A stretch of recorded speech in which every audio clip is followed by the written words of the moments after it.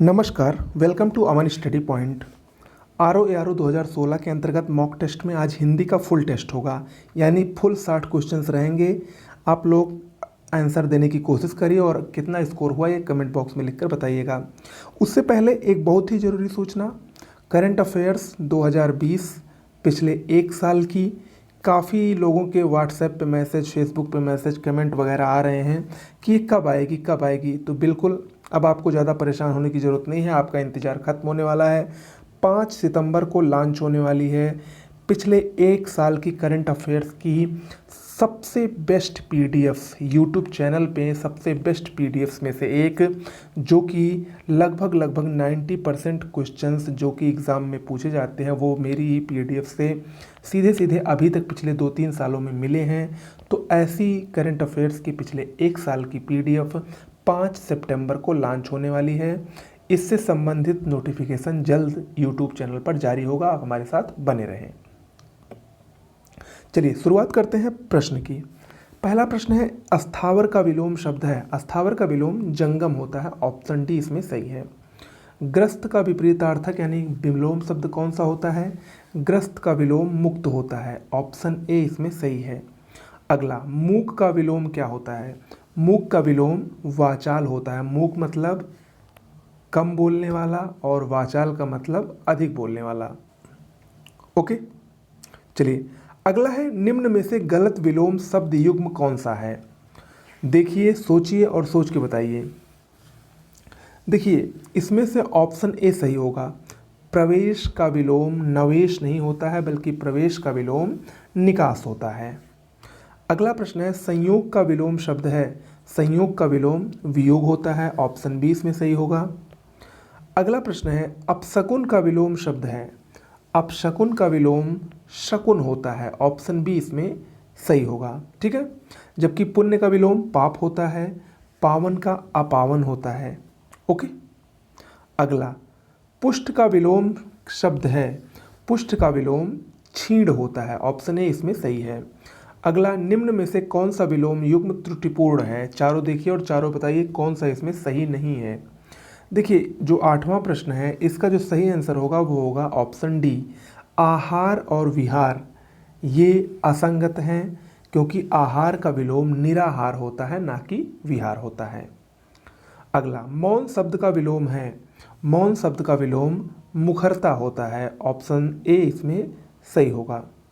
अगला, निर्दय का विलोम शब्द होता है। निर्दय का विलोम सदय होता है, ऑप्शन डी इसमें सही है। ओके, आगे बढ़ते हैं, विशेषण से संबंधित कुछ प्रश्नों को देखते हैं। प्रश्न नंबर 11, इंद्रिय का विशेषण शब्द है। इंद्रिय का विशेषण ऐन्द्रिक होता है, ऑप्शन डी इसमें सही है।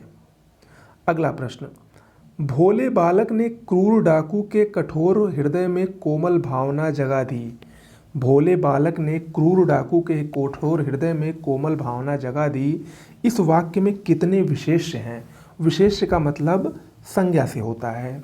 ठीक है, देखिए इसमें अगर हम देखें तो कुल 4 विशेष्य हैं, ऑप्शन ए इसमें सही होगा। कौन कौन से? बालक, डाकू, हृदय और भावना। ये चारों क्या हैं? इस वाक्य में विशेष शब्द हैं, यानी संज्ञा शब्द हैं।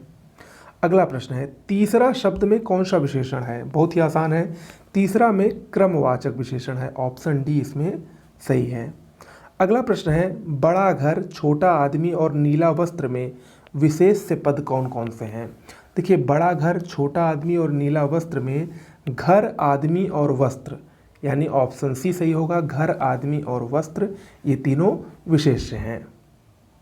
अगला, तुम कहाँ पढ़ते हो, इसमें किस कोटि का विशेषण प्रयुक्त हुआ है? बहुत ही आसान सा प्रश्न है ये, इसमें प्रश्नवाचक विशेषण प्रयुक्त हुआ है, ऑप्शन बी इसमें सही होगा, क्योंकि इसमें देखिए प्रश्न कर रहा है तुम कहाँ पढ़ते हो।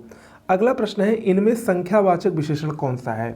16 का ऑप्शन ए सही होगा। 7 एक संख्यावाचक विशेषण है। इसके बाद फिर आगे बढ़ते हैं, आगे हम लोग देखते हैं 17वां क्वेश्चन। 17वां क्वेश्चन क्या कह रहा है? यह गाय अधिक दूध देती है। इस वाक्य में अधिक विशेषण किसकी विशेषता बता रहा है? यह गाय अधिक दूध देती है, इस वाक्य में अधिक विशेषण दूध की विशेषता बता रहा है, यानी ऑप्शन बी इसमें सही होगा। अगला है निम्न में से विशेष्य पद कौन सा है? इन चारों में से विशेष यानी जो संज्ञा है बहुत ही आसान है, उमा। उमा शब्द यहाँ पर विशेष है। अगला प्रश्न है सुगंधित कस्तूरी के लोभी शिकारी राजस्थानी हिरणों का अवैध शिकार करते हैं। इस वाक्य में कितने विशेषण और कितने विशेष्य हैं?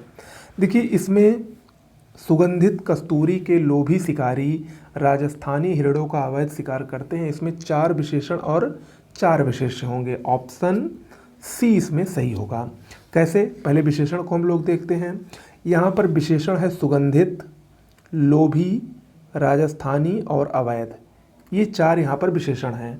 जबकि विशेष्य की बात करें तो विशेष्य कस्तूरी, शिकारी, हिरण और शिकार, ये 4 विशेष्य हैं। तो 4 विशेषण और 4 विशेष्य हैं। अगला है समुद्री सांप में घातक परंतु कीमती जहर पाया जाता है। इस वाक्य में कितने विशेषण और कितने विशेष्य हैं? सोच के बताइए। समुद्री सांप में घातक परंतु कीमती जहर पाया जाता है, इसमें पहले हम विशेषण को हम देखें तो इसमें विशेषण समुद्री है, घातक है और कीमती है, यानी 3 विशेषण हैं। तो ऑप्शन ए इसमें सही होगा। 3 विशेषण और यहाँ पर 2 विशेष्य हैं। पहला विशेष्य कौन सा है? सांप है और दूसरा जहर है। ओके। अगला तत्सम शब्दों को हम लोग देखते हैं। निम्न विकल्पों में तत्सम शब्द का चयन करें। इसमें कौन सा शब्द तत्सम है? 21 का ऑप्शन ए सही होगा। आशा। आशा ये एक तत्सम शब्द है, इसका तद्भव आश होता है और बाकी सभी तद्भव हैं। अगला निम्न विकल्पों में तत्सम शब्द का चयन करें। इन चारों में से आपको बताना है तत्सम शब्द कौन सा है। बहुत ही आसान है, ऑप्शन डी सही होगा। इसमें वत्स, वत्स बछड़ा का तत्सम होता है। ओके। जबकि बड़ा का तत्सम वृत्तक होता है, बकरा का बरकर होता है और फूल का पुष्प होता है। ओके। अगला 23वां क्वेश्चन है निम्न विकल्पों में तत्सम शब्द का चयन करें। जशन, करतब, मीत और कमल, इनमें से तत्सम शब्द कौन सा है? इसमें ऑप्शन डी सही होगा। कमल। कमल कमल का तत्सम होता है। अगला निम्न विकल्पों में तत्सम शब्द का चयन करें। स्वप्न, निठुर, आश और छाह, इसमें ऑप्शन ए सही है। इसमें ऑप्शन ए सही है बिल्कुल। स्वप्न, स्वप्न तत्सम शब्द है, इसका तद्भव सपना होता है।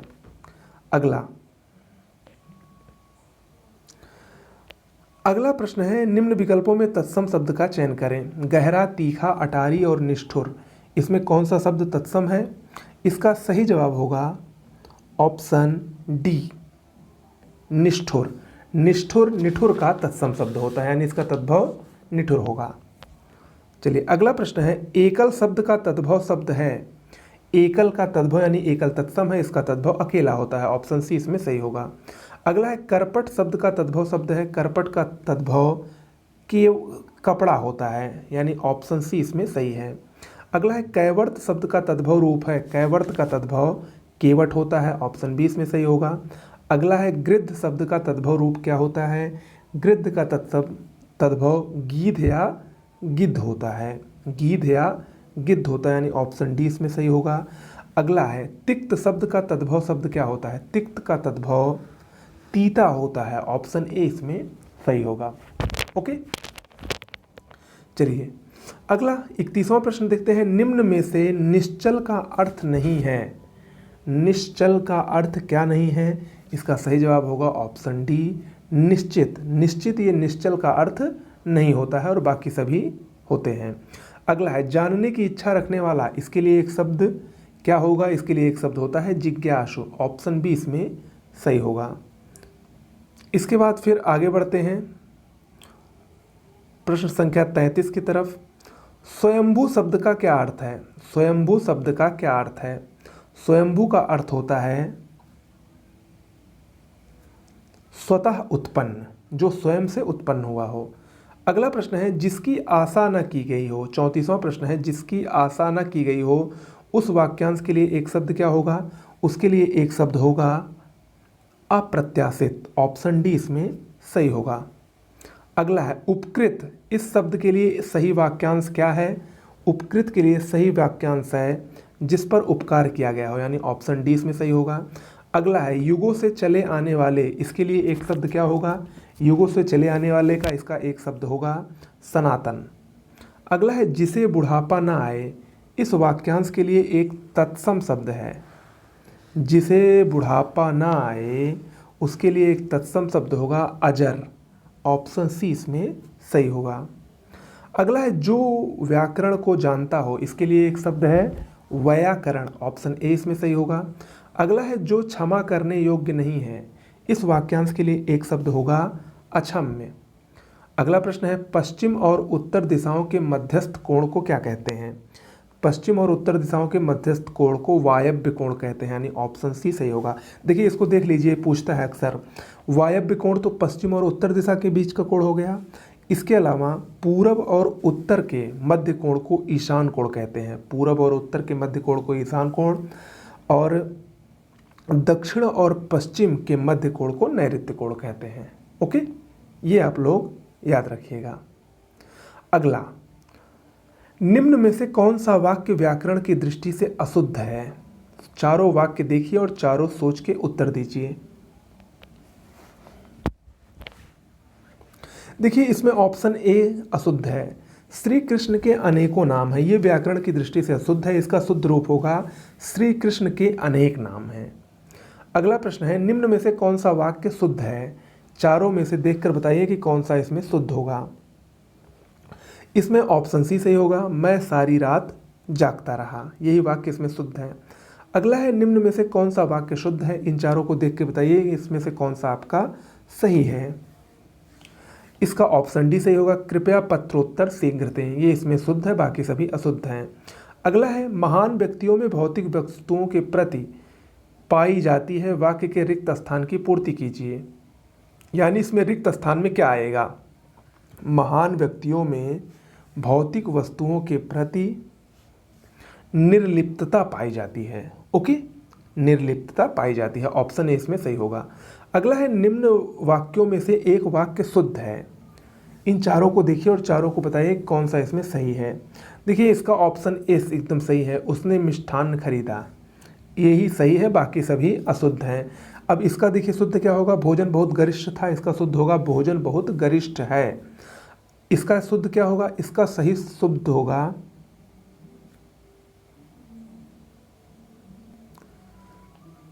पंत जी की षष्ठी पूर्ति पर रूपांबरा कृति भेंट की गई।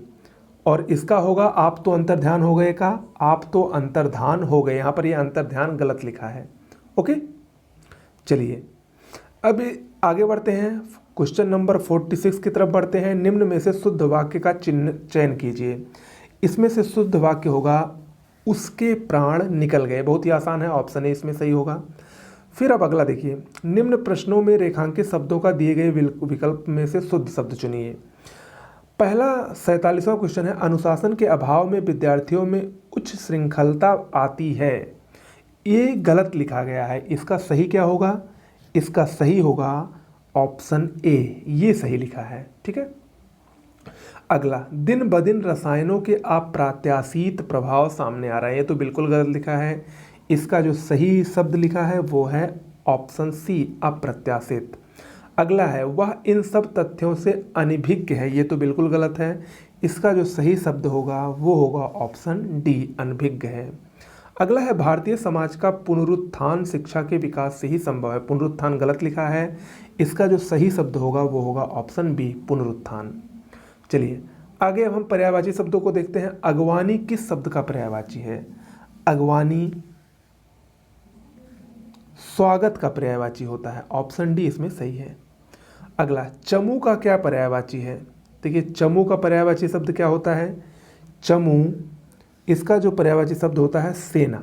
ठीक है, सेना। सेना के अन्य पर्यायवाची सैन्य, अनीक, अनी, वाहिनी इत्यादि हैं। अगला, अटवी किसका पर्यायवाची होता है? अटवी वन का पर्यायवाची होता है, जंगल का पर्यायवाची होता है। ठीक है, या इसको अरण्य भी कहते हैं, कानन भी कहते हैं, विपिन भी कहते हैं, सभी जंगल के पर्यायवाची हैं।